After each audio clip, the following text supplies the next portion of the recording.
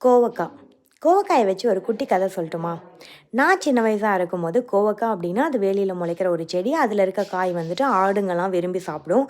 So, அதனால நாங்க வந்துட்டு அந்த செடிய தேடி அந்த காய பொறிச்சிட்டு வந்து ஆடுங்களுக்காக குடுப்போம். அப்ப எங்களுக்கு தெரியாது, இந்த கோவக்காய வச்சு குக்கிங் பண்ணலாம். இது வந்துட்டு நம்ம சாப்பிடக்கூடிய காய் அப்படிங்கிறதெல்லாம் எங்களுக்கு அப்ப தெரியாது. எனக்கு எப்ப இது சாப்பிடக்கூடிய காய் அப்படின்னு சொல்லி தெரியும் அப்படின்னா, நான் வந்துட்டு சிட்னி வந்திருந்தபோது, என் கூட ஷேர்ட் அக்காமடேஷன்ல வந்துட்டு ஆந்திரா பொண்ணுங்க இருந்தாங்க. ஸோ அவங்க வந்துட்டு இந்த கோவக்காயை வந்துட்டு குக் பண்ணுவாங்க. அப்போ நான் கரெக்டாக ப்ரெக்னன்சி டைம். ஸோ ப்ரெக்னெண்ட்டாக இருக்கும்போது எனக்கு அந்த கோவக்காய் அவங்க பண்ணும்போது எப்போவுமே கிரேவிங் ரொம்ப ஜாஸ்தியாக இருக்கும். அதை சாப்பிட்டு பார்க்கணுன்னு சொல்லிட்டு.